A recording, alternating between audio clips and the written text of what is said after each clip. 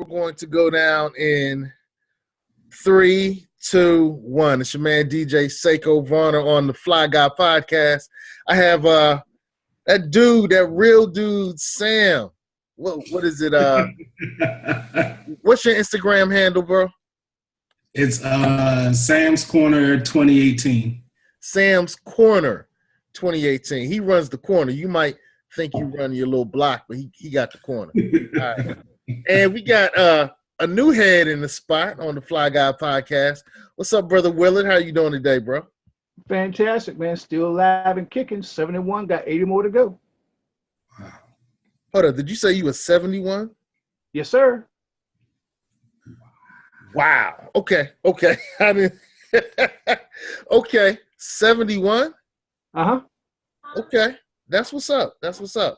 All right. Well, we're going to talk about Black Panther film and the concepts in the film. And so, Brother Willard, man, what did you think about the film? I thought it was fantastic that they're showing us in our true nature of being intelligent, smart, done a lot that nobody wants to admit that we've done. Mm-hmm. And that the technology that is being used today, we've already used it 3,000, 4,000, 4,000, 6,000, 7,000, 8,000 years ago. The math that they use today is not new to us. All you got to do is go out in the jungle and look at geometry in the jungle. Look at geometry in the desert. It's nothing new. Just we've already known it, except the Europeans discovered it and broadcasted it. Yeah, I told you it was going to go different, right? Wow. Okay. All right. Bro Sam, cousin Sam, what's good? What'd you think of the film, man? I love the film, man. It showed us in a different light. You know, we so used to movies like Boys in the Hood and other movies that show us as drug dealers. And this movie showed us in a different light. It was something great to see. And then as a Marvel fan and as a Black Panther fan, it was good to see it on the screen. You know, the one thing I've always liked about the Black Panther was that the warrior class or the generals, they were female, And in society, you don't see sometimes women who take a strong role being celebrated. So there was a lot of things in the movie that I liked, but overall, I felt it was a great film. And I think that for a lot of Black people, it gave us hope. And I think it was important to see ourselves in a different light. Okay. I can dig it. As you can see, I'm on our Facebook page, man. And Danny Starr and I did a talk about Black Panther film. And what we talked about at that time was Nakia was right and Killmonger was right. So today we're going to talk about some of the concepts that were held in the Black Panther film. And I'm really kind of looking forward to seeing some of these concepts pop out. So what were some of the concepts that you saw populated in the film? For me, it was aviation. For me, it was aviation. Okay. I'm a test pilot. Okay.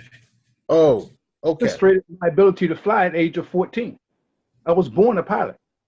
I always knew how to fly. But I had an opportunity to demonstrate it to a white man when I was 14 years old.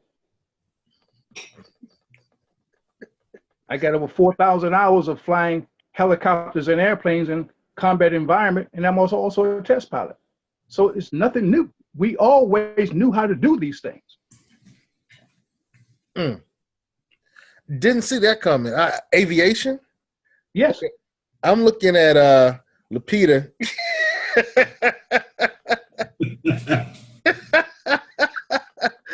And aviation comes out. Okay. All right. What concepts hit you out there, Sam? What concepts populated for you from watching the film?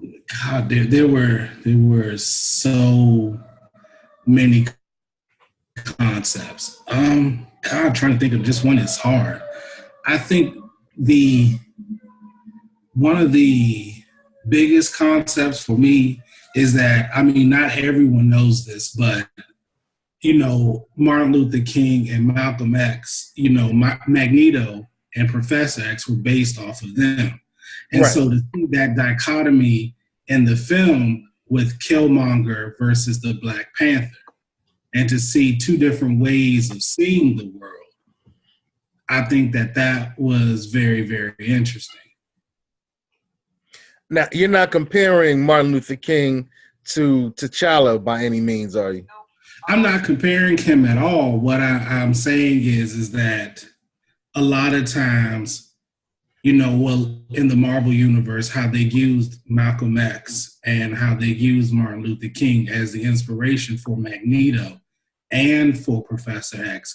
I think you kind of saw that same kind of comparison between T'Challa and Killmonger. Okay. So he saw aviation. You saw references to actual historical figures. I'm still looking at Lupita. Right. That's the only thing you're looking at. Yeah, but one of the things that populated recently for me is this podcast my man Crumb Snatcher did. And he talked about decoding the Black Panther film. And in it, he's ignorant. He is. And that thing was 2 hours and 11 minutes long. I'm still mad at you for making me watch that. Well, one of the concepts that Crumb Snatcher brought out in the film was the concept of God being a woman. Right. I thought that was an interesting concept because he showed, the person Bast, actually not a person, but the goddess Bast being a Panther woman. And I've looked back and I've seen pictures in the Black Panther comic books where T'Challa is worshiping or following Bast, and she appears with a woman's body, head that's similar to some of the depictions that you can find in Kemet or Egypt. Right. And surrounded by other iconography that kind of represents what we would consider Egyptian or Kemetic as well.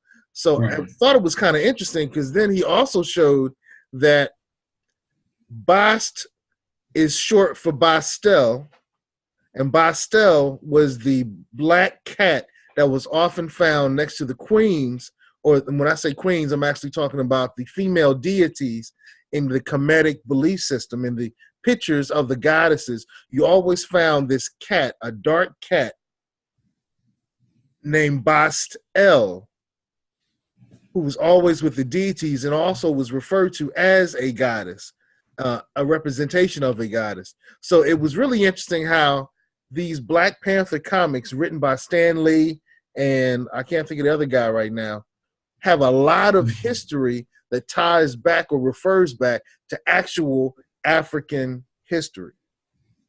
But the concept of God being a woman. All right, so Brother Willard, man, what do you think of that? Well, that is historical. It is documented. But yet at the same time, you have to look at the chromosome aspect of it, because woman is one side of the DNA double helix, only the X side. So if that be the case, how do you get the Y? How do you get the Y side of the chromosome? All right. I hadn't thought about that. But so is it anything new for the Black, he pretty much said the melanated woman is God. Is that anything new? No, not at all. Because when you look at history and also look at the genetic makeup of human beings, period, we all have one common thread, and that leads us back to Central Africa. All genetics of the world have one common thread, and it goes back to one central origin. Okay. What's that origin? Us. It leads back to us. Yes, because you have to take away the melanin to get the fair skin. You can't have fair skin to add it. You have to take it away. Ooh. Okay, you're going deep on me now. You're going deep on me. I want to play a little segment from Crumb Snatcher when he talks about God is a melanated woman. And Sam, you've already seen this. You're kind of mad at me for letting you. I didn't force you to watch it, but let's get some feedback after watching what Crumb Snatcher has to say. Alert! In the movie Black Panther, God is a melanated woman. I said I wasn't gonna cuss, but I got to. Here we go. God is a melanated woman, asshole. Okay? Crumb, how do you know this? I haven't seen the movie yet. Or, Crumb, how do you know this? I have seen the movie. I didn't get that. All right. Oh, wait, am I going the right way? Black Panther. Oh, no, yeah, I'm going the wrong way. Sorry. All right, here we go. Now, here's the comic book. Because you know Crumb always dealing with the origins. Y'all get some new school shit, and y'all just run with it. I don't care what it is. All right, so did you hear that part? I heard it. It was low, but I heard it. Okay. It might be a little too low. Here's the picture I was talking about. So now we have Bast, and her the top portion here is obviously a woman. The rest of her body shows like a panther, and it's next to all this iconography that kind of indicates that it's happening somewhere in Nubia or Egypt. And here we go with Bastel on the side here, the panther. So is any of this new? No, not at all. All I got to do is go to Zimbabwe, to the pyramids in Central Africa, not necessarily up on the lower basin of the Nile River. That's all we know about, but we don't know about the stuff that go in south and southern part of Africa, in Zimbabwe, Somalia. The Nile begins further down in Africa, southern part of Africa. It just leads north, and it dumps into the Mediterranean Sea. All knows about what the Europeans have said about from the Mediterranean, but if you go deep into Central Africa, there's a whole lot of stuff. Pyramids are not new. Well, as you said, science fiction ain't fiction. No. You got a chance to watch this, Sam. What'd you think, man?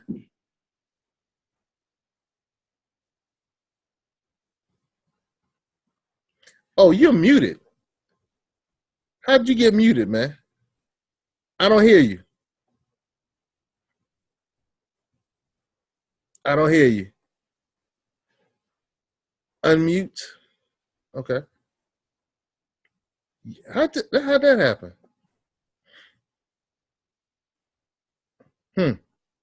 Well, we'll figure that out. You don't know the origins of nothing.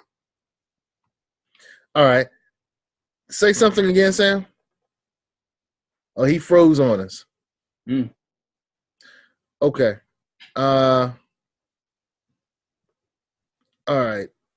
I want to go ahead and pull him out. Let him call back in.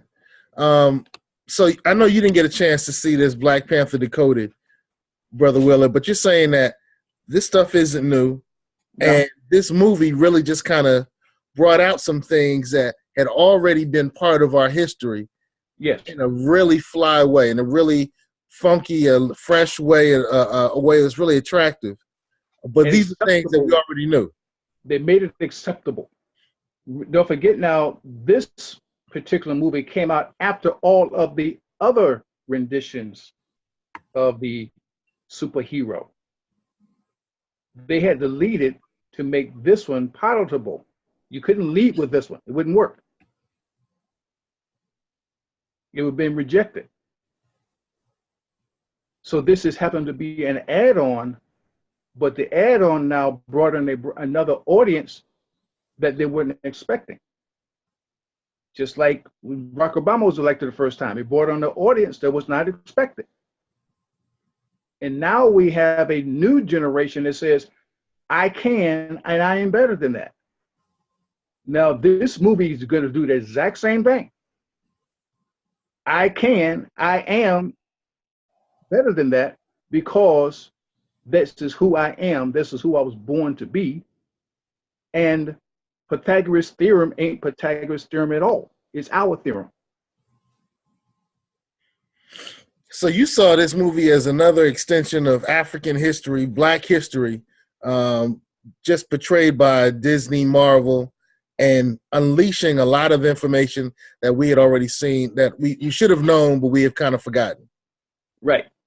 And the strong Black woman is not new either. That's not new. Because kings learn to be kings from the queen. Woo! Say that again, bro.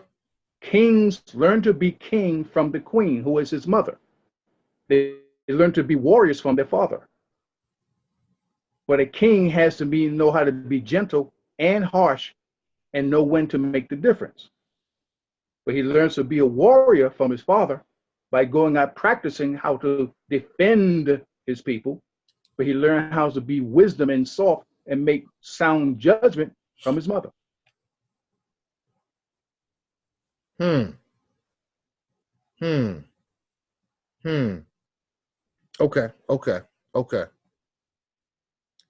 All right, what are some of the other concepts that populated that we need to start remembering again? Because you're saying that this stuff is already inside of us.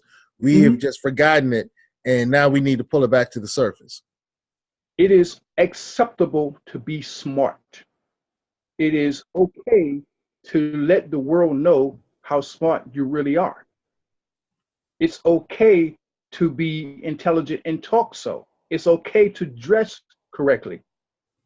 It's okay to have technology. It's okay to be the inventor of technology as a woman, his sister, who invented his technology that he used. It's okay.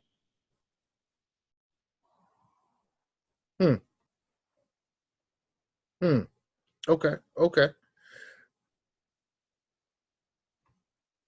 Why do you think this is so mind-boggling to a lot of Americans here? Because didn't know you had it in you. But yet they did. That's why they stole us, because we had it in us. They couldn't do what we do. They couldn't build what we build. They couldn't see what we see. They couldn't make their job easier because they never did it. All the hard work was done by someone else, but they got the credit for it. All the major inventions were done so out of necessity to make our work easier. But we weren't humans, we were property, so therefore property cannot be inventors. Property cannot have ideas. But yet property has children that are not completely melanated, the mixture. So we're good for that, but not for anything else. The brain is one of those things I don't want you to have. All I want is your body, and that's it. But however, you cannot hide the brain because it will come out when you least expect it.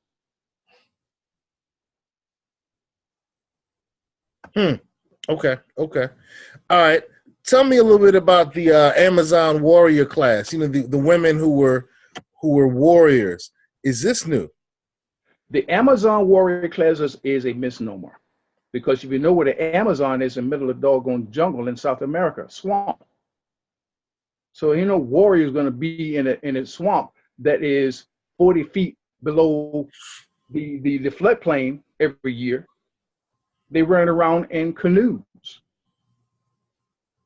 And the population is so sparse because there's no dry land in the Amazon. The Amazon jungle is a jungle that is rainforest, and it's 90% wet underwater all the time.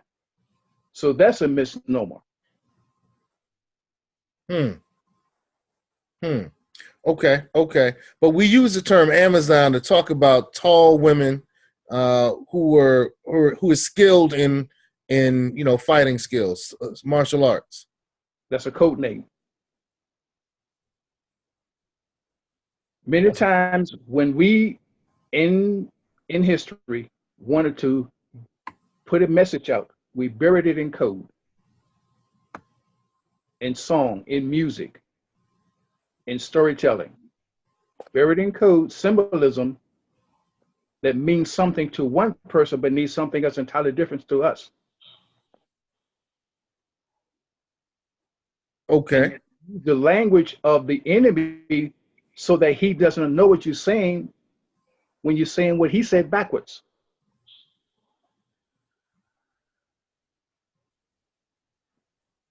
Okay.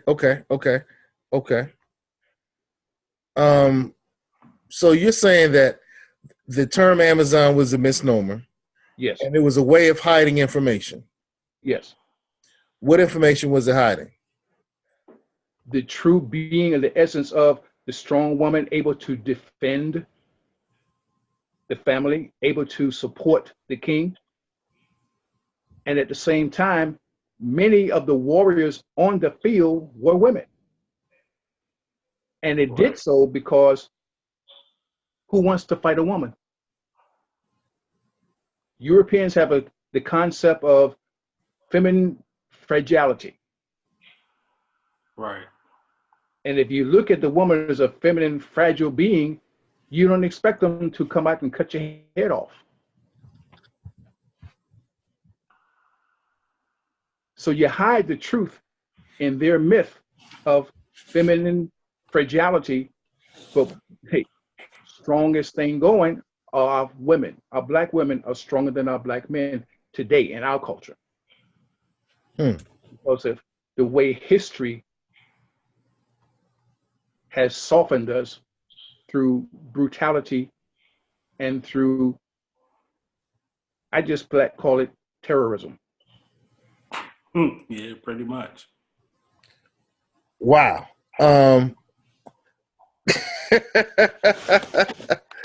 Okay, I saw you shaking your head there, Sam. It sounds like you got something to say, bro.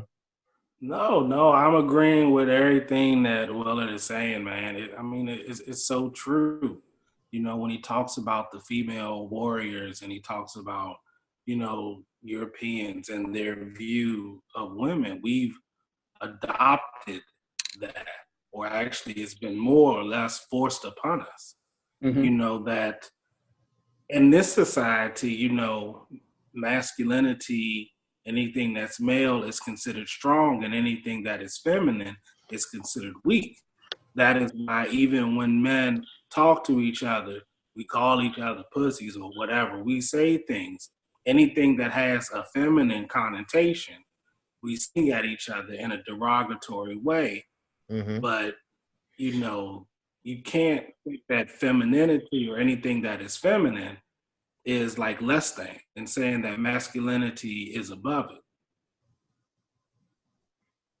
And at the same time, in our mandated social structure, we have to put on a uniform that doesn't fit us. Okay, you lost me. We have to wear the clothes that don't fit us. We are strong men by birth. But in our European society, we cannot let them know that, because then they will not let us be who we really are. Jim Crow. Okay. So you just went like who you really are if you were who you really are.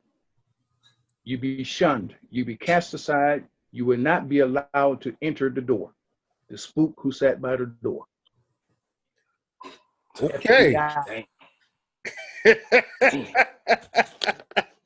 So if a strong male is so feared, it's tried to be prevented in this society we live in, how can a Black Panther rise and do so well?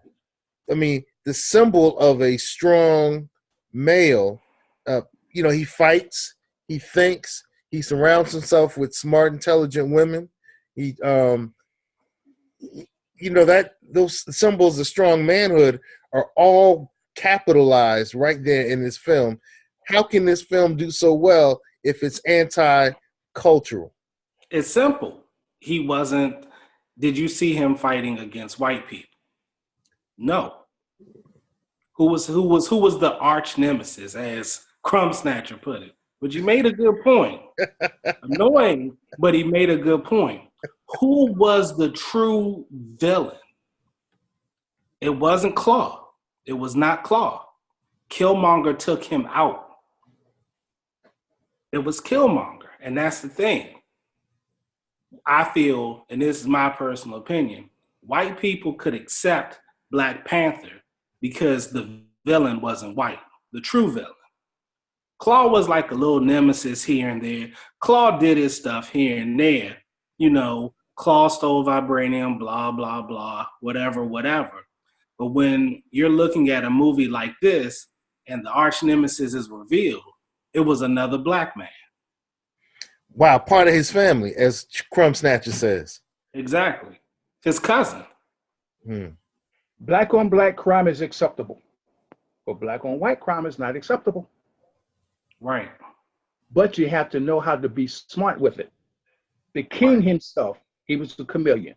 He knew how to switch. He knew how to blend in. He knew how to step back.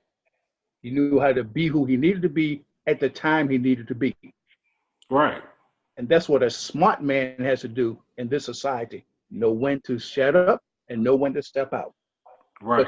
For both ends, from his point of view. Don't be controlled, but control. Whoever controls your head controls all of you. Right. So if you lose your head, you lose your life. Exactly. That's plain old combat. I've been there. So you have to maintain your faculties about you and never allow yourself to think on the weak side of reason. Think on the strong side of, this is what I have to do to survive. Right. Okay. So you're saying that the reason that America loved and embraced this film so much is because it was cinematic black on black. Right. Yeah, pretty much. Exactly. And you're saying that T'Challa's figure wasn't imposing to the power structure of America because he knew when to present himself and when to shrink back. Exactly. What Whenever you saw him, he was clean. He was dressed to the nines. He knew how to talk. He knew how to mingle and sit in with all of the rich guys and with the poor guys at the same time. Right. There was no racial tension in the movie. None whatsoever. None. Were jokes like colonizer, but that was it. It was enough to make white people who were in the audience feel slightly uncomfortable, but there was no racial tension for them to feel like, maybe this is real. Don't forget who called colonizers. It wasn't him. Right. Whoa. Oh, okay. Okay. Yeah, sure. He was not allowed to step out and demean. He was there to do what he had to do and get out. But he did not say anything derogatory. Nope. Okay. All right. Well, being the bearer of bad news, I have the free version of Zoom. You know what I'm about to say, right? Right. We have 5 minutes left. So we were supposed to talk about concepts of the Black Panther film, and we really kind of mixed it up a little bit. But Willard, why don't you give us the last thought, Sam, and then I'll bring it up. Now, in the movie, they talked about an element called vibranium. Right. And the powers and the innate parts of what vibranium does. That material does exist today. It does exist. It's called dolomite. It's called dolomite? Dolomite. Okay. That material exists. It's a hybrid of iron and quartz crystal.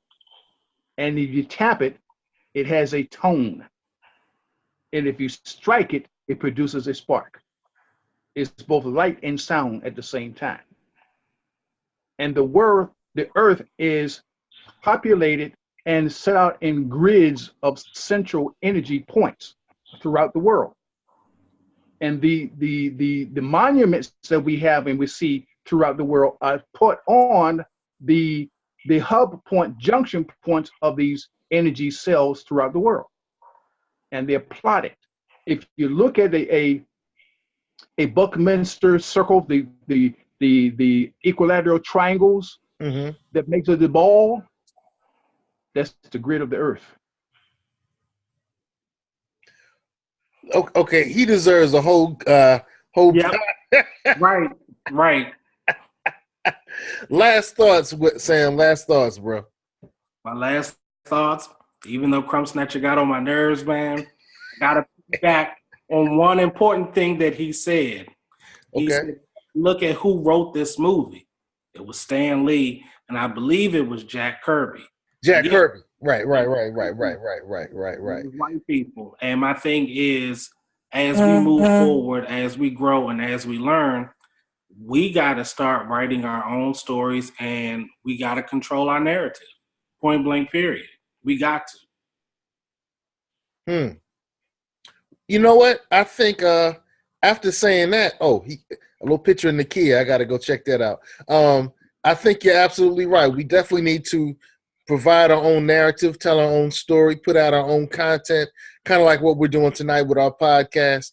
It's up to us. If we want to make the change, if we want to change the world, it's definitely up to us to put out our stories, our content, our thoughts, and we need to do what our ancestors did and record all of our great achievements. And I think that kind of wraps up what I wanted to say. Brother Pretlow, Willard Pretlow, you just took my mind in some areas I did not expect to go. Salute to my man Dan Trezomi, who should have been on the cast tonight. I don't know what happened to him. But in parting words, I just want to say, kinda forever. No response. Oh, you holding your phone, which okay. I'm holding my phone, otherwise, I do, so I gotta do half of it. All right, well, Brother Willard, anything you want to say before we conk out of here? Thanks for inviting me to your conversation. Well, thank you for your wisdom. Thanks for taking it over. All right, y'all. So y'all stay fly, all right? Okay. All right. See you later. Stop the recording.